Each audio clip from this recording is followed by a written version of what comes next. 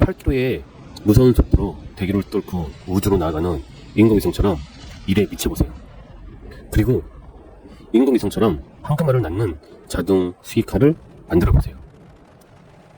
그리고 인공위성을 목적 궤도에 잘 안착을 시켰으면 그때 즐겨도 늦지 않습니다. 아니, 그때는 즐기라고 해도 돈에 비춰서 일을 하실걸요?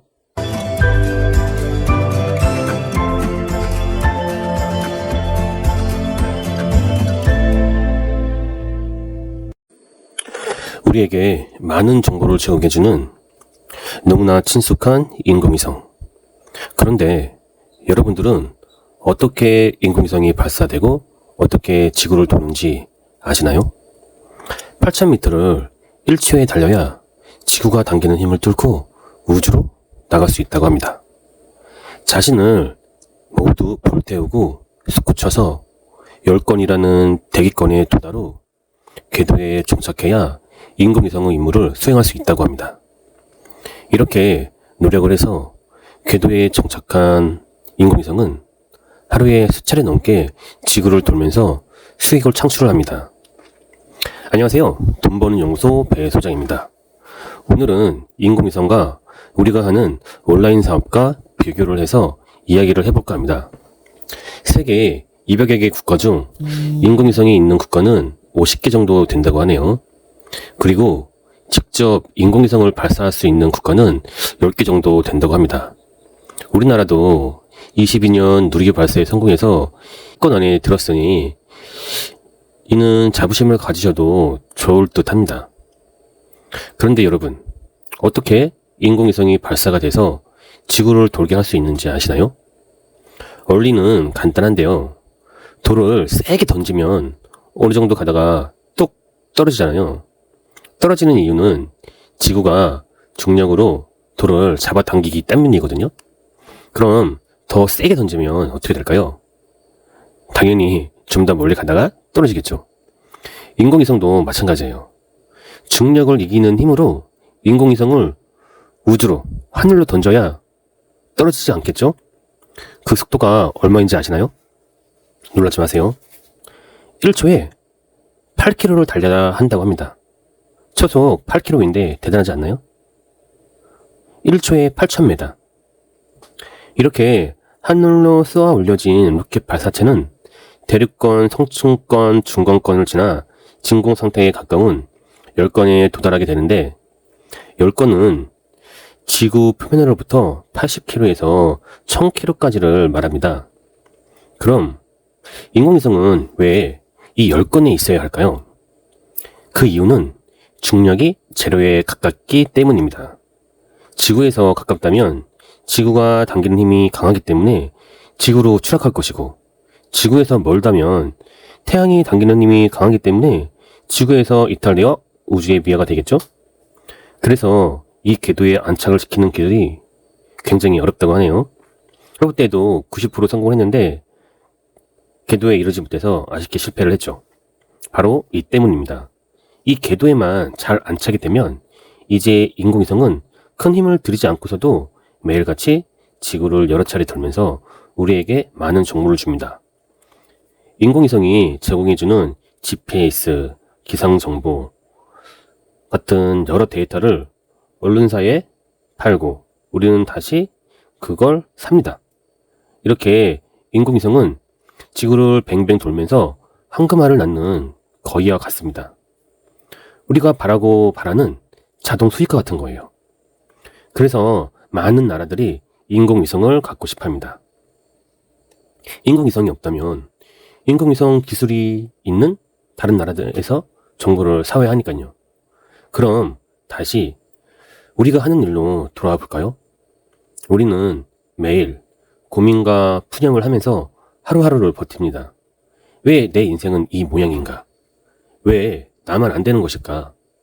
한 번 사는 인생 그냥 이렇게 살다가 죽자. 이렇게 사는 분들이 정말 많습니다. 그래도 조금 깨달으신 분들은 무언가를 하려고 하더라고요.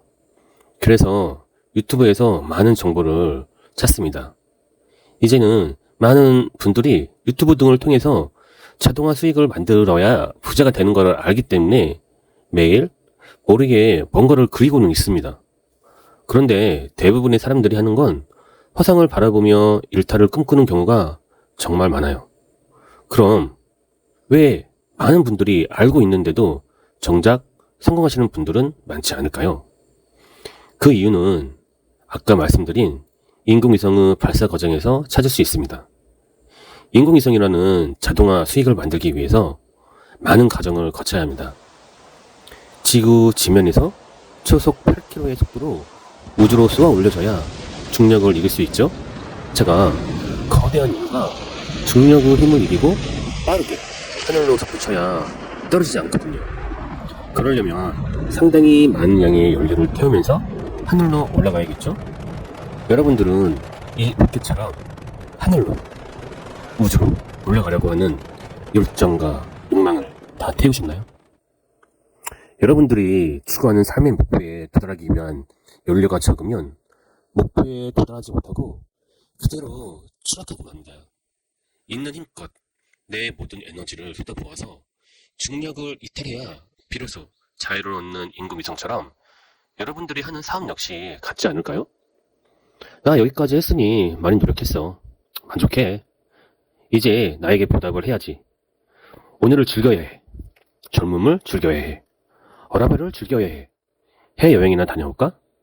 어차피 인생은 한 번인데 멋있게 살다 가야지. 맞는 말일 수도 있죠. 즐기는 건 모두의 권리이자 자유이니까요. 그런데 그 권리와 자유 뒤에 책임과 대가가 따른다는 것을 잊지 않으셨으면 좋겠습니다. 그 젊음이라는 연료를 헛된 곳에 소비하느라 내가 쏘아올린 인공위성이 중력을 이탈하지 못하고 추락하고 만다면 라의 로켓 추진체는 산산이 부서지고 파괴되고 고철로 버려질 겁니다. 나의 목표는 인공위성과 같은 자동 수익화인데 태울 연료는 없고 즐기고 싶은 건 많다면 절대 궤도에 정착할 수 없습니다. 요즘 콘텐츠에 많이 나오잖아요. 열심히 일한 당신 떠나라. 그래서 우리나라가 여행에 미친 나라가 된지도 모르겠네요. 다 바퀴통에 속고 있는 걸지도 모릅니다. 여러분들도 물건을 판매하기 위해서 마케팅을 하시잖아요. 그러면서 상세 페이지에 당연히 해야지 하는 것처럼 소비자에게 합리화를 시키잖아요. 그런데 이 합리화에 속으신다면 여러분들은 마케팅을 잘 모르시는 분들입니다. 꼭 기억하고 뇌에 각인하세요. 지금 내 젊음은 나만의 것이 아닙니다. 미래의 나에게 잠시 빌린 거라고 생각을 하셔야 됩니다. 나이가 들면 몸과 정신이 약해져서 실패를 하면 쉽게 일어나지 못하잖아요. 그런데 젊었을 때는 회복 탄력성이 좋기 때문에 실패를 해도 다시 일어날 수 있습니다. 그리고 재도전하기도 쉽고요. 그래서 미래의 나이가 든 내가 젊은 나에게 빌려준 겁니다. 저는 그렇게 생각합니다. 미래의 나이 든 나를 위해 젊었을 때보다 많이 도전하고 성공하라고 돈을 벌라고. 미래의 나에게 미안하지 않으려면 젊었을 때 노력을 하고 성취하셔야 됩니다. 초속 8km의 무서운 속도로 대기를 뚫고 우주로 나아가는 인공위성처럼 일에 미쳐보세요. 그리고 인공위성처럼 황금알을 낳는 자동 수익화를 만들어보세요. 그리고 인공위성을 목적궤도에 잘 안착을 시켰으면 그때 즐겨도 늦지 않습니다. 아니, 그때는 즐기라고 해도 돈에 비춰서 일을 하실걸요? SNS에 의미 없는 사진 모으는 것보다 내 통장에 돈이 모이는 게 얼마나 큰 기쁨인지 모두 느껴보셨으면 좋겠습니다.